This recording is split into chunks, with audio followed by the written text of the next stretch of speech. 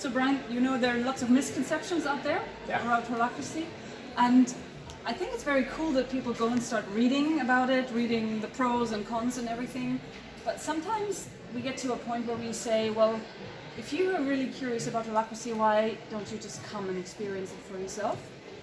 So if someone is curious, I'm wondering, what do you tell them, or when would you tell them to come and get their experience?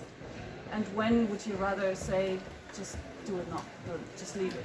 Well, I mean, if they're curious to explore new approaches to organizing of any sort, new approaches to getting work done, then go. Even if holacracy is not for you, you're going to pick up something that's useful, right? And it's so important to get that experience as early as possible, right? It's you can read about it, but it's like reading about a sport or playing guitar. You don't understand music by reading a book. You don't understand holacracy by reading a book as much as I'd love people to read my book. It's a practice, it's something you have to experience and do, and it feels different than people might think from just reading about it.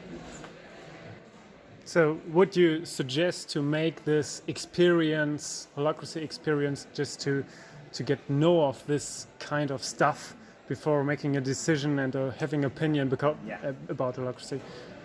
Yeah, I think one of the mistakes a lot of people make is try to decide, should we do holacracy or not, way too early. And it's a huge question. How can you answer that? The far better thing to do is say, well, should we take a day or two or whatever to get an experience, whether it's go to some introductory workshop with some actual hands-on simulation or bring a coach in for the team, but just for a day or two, and or half a day, whatever, use that to get an experience of it and let the experience inform your next step.